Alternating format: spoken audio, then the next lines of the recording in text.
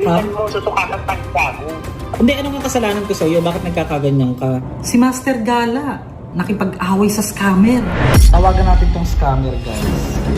Ayan. Hello? Nag-text po kayo? Aba, Matay ka ng ina mo. Scammer, kupal. Mo, simpakit na ugali mo itsura mo. Bakit? Napano ka? Detect ka na ngayon, nasa NBI ka. At mag-e-effort talaga yung mga yan na gumamit ng mga iba't ibang number. Tignan mo, may iba na naman siya number. Ba't puro ka pa? Ba't laging ganun yung mga words mo? Ano yun? Tigang ka ba? Puro ganun lang ang salita. Wala nang masabing iba. So tatawagan natin tong nag-text na foreignarya daw. Ako daw ay papadala niya ng kabaong marami daw. Tignan mo yung sagot ko sa kanya. Ayan siya, Suarez Funeral. Tapos search natin kung... Yan daw po yung balay. Ala, ako po yan, ako po yan sir eh. Tumawag kasi sa akin, nagpanggap muna siya ng taga-BDO. Kapunta na dyan yung kabaong antayin mo. Sundin ka naman nila. At ito na, yung ating masayang concert na pupuntahan sana for today sa Manila ay nauwi sa pagtawag ng isang scammer, guys. Tutukan mo yung video hanggang dulo at papakita ko sa iyo kung paano sumagot sa scammer si Master Gala nang walang takot. Kasi pinupuntahan ko yung mga sementeryo ng walang takot, di ba madalas? So, ngayon, papakita ko naman sa inyo kung paano ilang paso Master Gala, isang baking scammer. So, yun lang. Pagkagising mo sa umaga, ganyan yung maabutan ko. Na-scam ako. Try nating tawagan uli. Ano? Saan nyo nakuha po yung number ko? At pinagmumura ako kanina. Ito yung aking isasagot sa kanya ngayon. Hindi ko siya matawagan sa isang number. So gagamit tayo ng isa pang number para mahuli natin kung sino siya. Yung mga sasabihin ko guys sa mga bad words muna is isang tabi nyo muna yung pagiging sensitive. Bawal itong makinig muna yung mga bata. At talagang makikipagtalakan tayo sa isang scammer. Tara, let's go. So saan nyo nakuha po yung number ko? Well, actually, na-transfer po yung account niyo po dito sa aking system po. Saan? Sa system ko po. Anong system? Anong pangalan mo? Kahapon pa yan tawag ng tawag sa akin yung number na yan. Hindi naman siya nagsasalita. Naisip ko na gawin itong content. Kumbaga parang katuwaan lang din naman at parang babala din sa mga ano dyan. Kasi pagka totoong bangko yung tatawag sa inyo, unang-una, formality, magpapakilala, tapos hindi dapat talaga mobile number ang ginagamit ng mga taga-bangko, di ba? Correct me if I'm wrong, ha? Sana magsilbing babala itong video na to na mag-ingat tayo sa mga scammer. First lang ng video bank Anong branch? Wala alam na yung gano'n. Ano? Wala alam na yun. Walang malaman. Bakit scammer ka, di ba? Bakit? Pa rin, di ba? Oo. Ikaw, alam mo, bakla ka, ayusin mo yung buhay mo para pagpalain ka naman. Hindi sinasayang mo yung buhay mo. Huwag kang Ano, papadalan mo ko ng ano? Ano? Kabaong. Kabaong? Bakit sino gagamit? Ikaw? Ikaw, gamitin mo. Ba't galit ka? Okay. Alam mo, magagamit ako. Bakit naman? Anong katunayan mo? Sino to? Master Gala, relax ka lang, ma-high blood ka dyan. High blood na talaga ako. So hindi naman talaga ako dapat pumapatol dyan. Siyempre maraming magko-comment dyan. Wala akong gagawin ngayon, kundi hanapin yung number na yan, imbestigahan. Yan guys, sabi ko sa kanya, kupal ka duwag. Hindi mo kilala binangga mo. Ingatan nyo yung mga personal niya, yung mga informations, huwag kayo magbibigay. Kasi ang unang tawag niya agad sa akin, ngayon lang, buti naisip ko mag-record kasi number lang siya. Believe it or not, di ito content. Ginawa ko lang kasi natural na kasi sa pag-vlogger ka na, dapat talaga yung isip mo is nakatuon ka na sa mga ganyan. Try nating kulitin kung sasagutin. Guys, pakikalat yung number na yan na napaka-scammer. Hindi. Dapat kulitin kita ngayon. Paano ba to? Master Gala, wag mo na patulan. Kupal yan. Oo. Yan. Yung number na yan, guys. Mag-ingat kayo. Pero try kong i-search yan. Hayop na yan. Nagigigil ako. Napakaraming kupal sa mundo.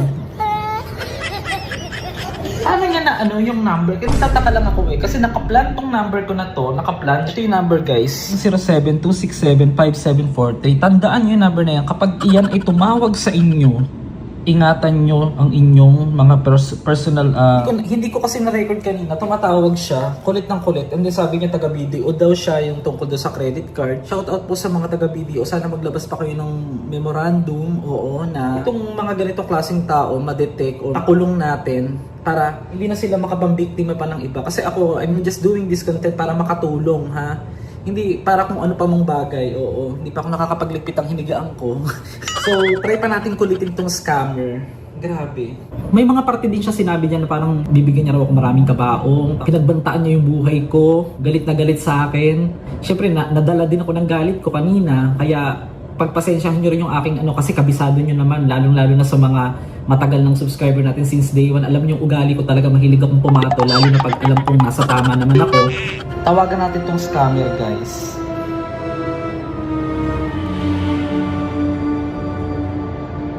Ayan, nag-reply na. Sumasagot na. Wala pa pala. Duwag ka pala eh. Oh, bakit pinapatay mo?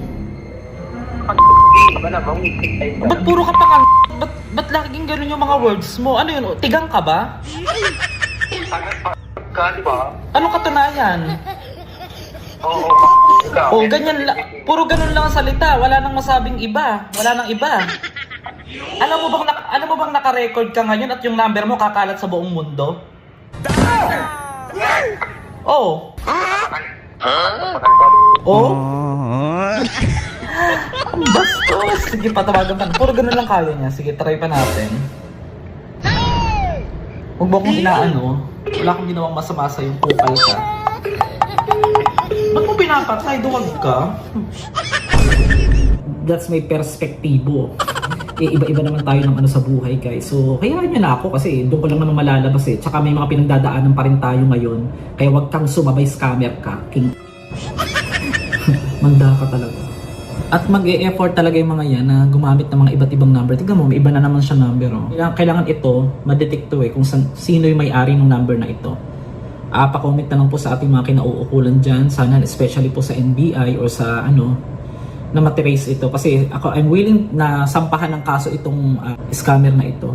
Alam niyo yung buong details ko. Ang hirap maglagay ng mga guys, details kung saan-saan kasi nakukuha ng mga scammer yan. Nagtataka ako bakit kumakalat di ba? Yung mga personal number natin or ayan naka-block ako. Ingat kayo dyan sa number na yan.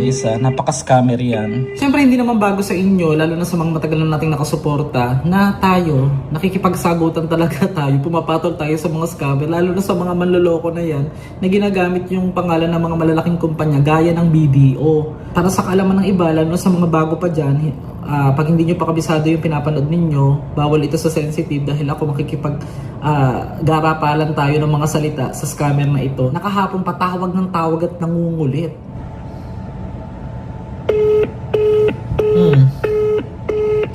Sumagot ka. Panindigan mo yan. Yan. Kupal Kukulitin kita ngayon. Oh, kupal?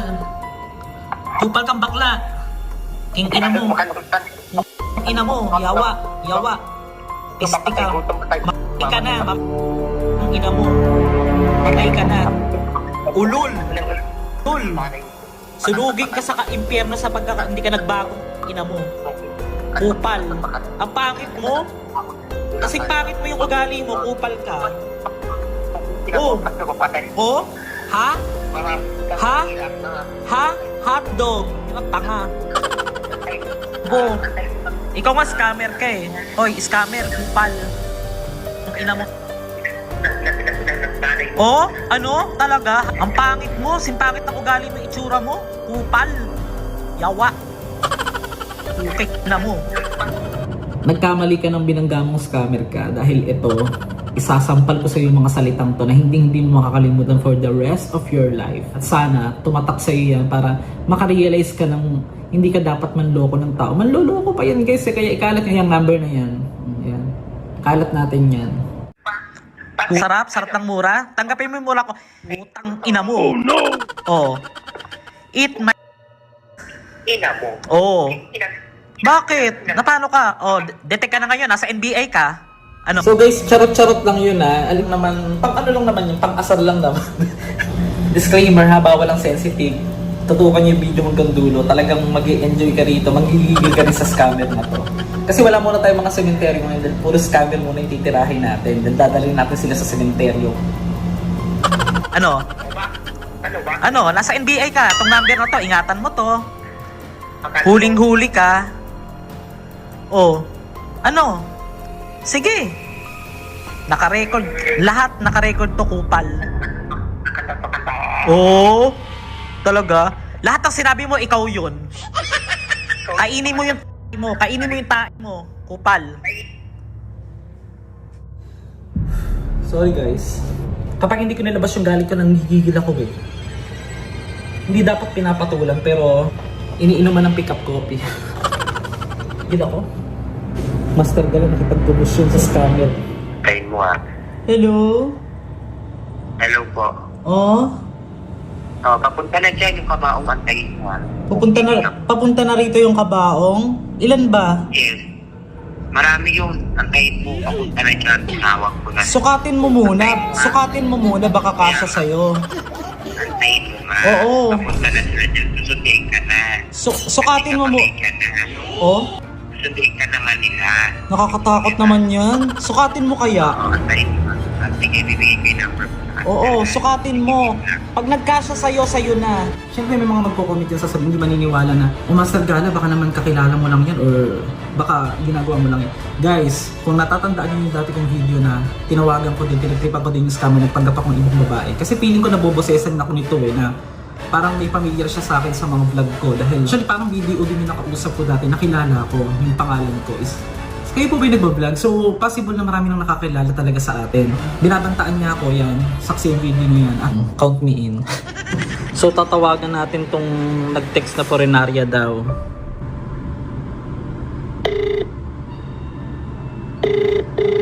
Ayan. Hello?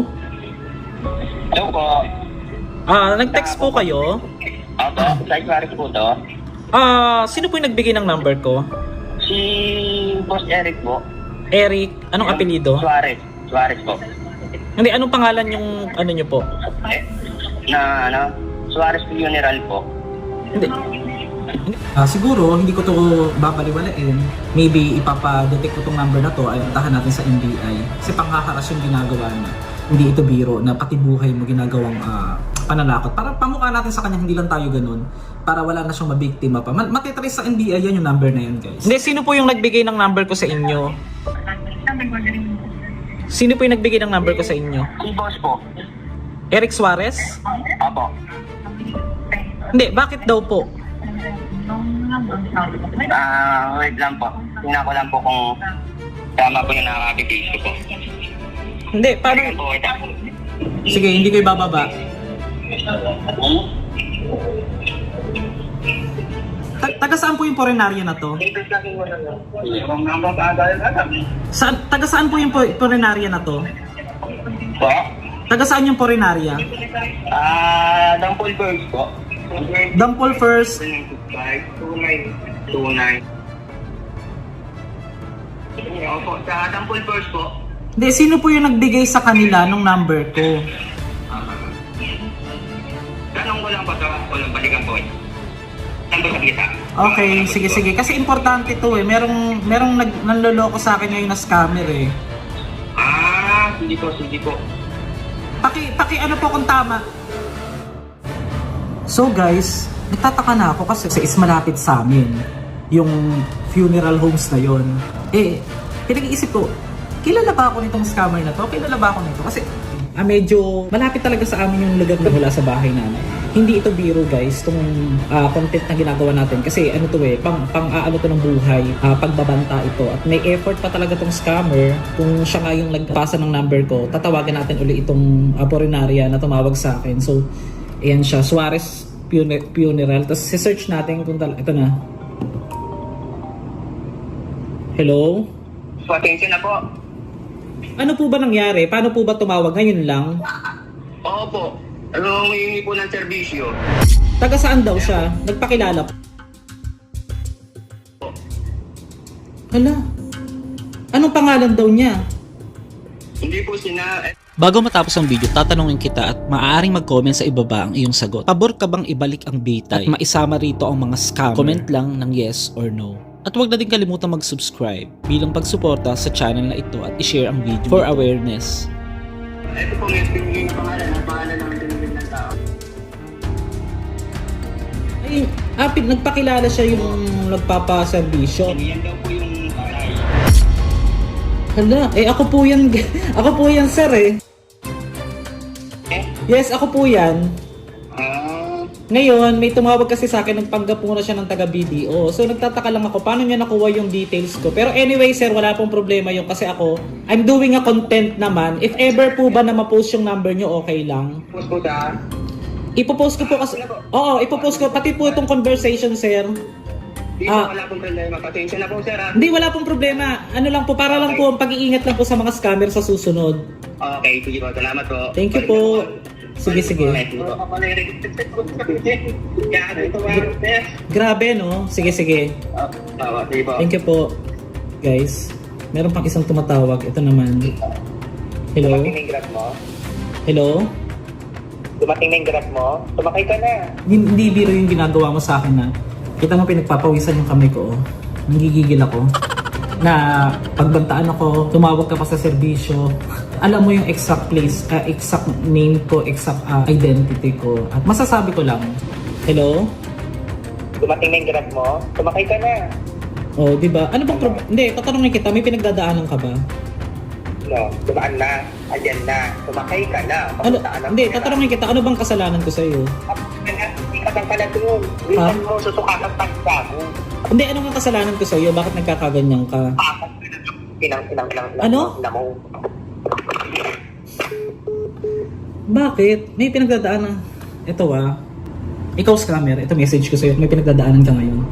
Ayokong punuin ng galit, ayokong manginig sa galit sa ginawa mo sa akin ngayon, pero hindi biro, sawayin ka sana ng Diyos. Kung ano man, hinihingi ko ng tawad sa Diyos yung aking mga mabibigat ding sinabi kanina. Pero guys, may mga masasamang tao talaga na hindi nila kayang ma-explain sa sarili nila kung bakit sila naging masama. Kaya, yun nga, good luck sa'yo scammer. I hope na magbago ka pa. I hope na this video, kung mapanood mo man ito, ay matauhan ka. Yung mga sinabi ko man sa'yo kanina is just a playtime, oo. Alam ko namang hindi mo gagawin yun, di ba? Yung kainin yung sarili mong dumi. Pero, napakita ko lang sa'yo kung gaano ako kalaban at ayokong inaapak-apakan ako ng kung sino man na hindi ko naman kilala at lalong-lalo na wala akong ginawang masama sa kanila. Kaya guys, ingat kayo ha, lalo na sa mga scammer dyan na nagbabalak pa, galingan nyo pa. Kasi, hindi biro to, tumawag dun sa Corenaria. Tumawag sa akin yung Corenaria, narinig nyo naman at buong pangalan ko binigay. At binigay din yung address ko. Paano niya ako nakilala, di ba? Napaka-delikado na po ng panahon ngayon. Kaya dapat nag-iingat talaga tayo. Hindi niya masagot di ba? Kung bakit ganun, anong pinaghuhugutan niya, bakit ganun siya. Kasi nga hindi niya ako na-scam. Yun lang yun. Hindi niya ako nadali, wala siyang nakuha sa akin. Marami din nagtataka na, ba't ganyan katapang si Master Gala? Kasi ako po may dugong waray. Oo, shoutout sa mga waray dyan. Waray upay.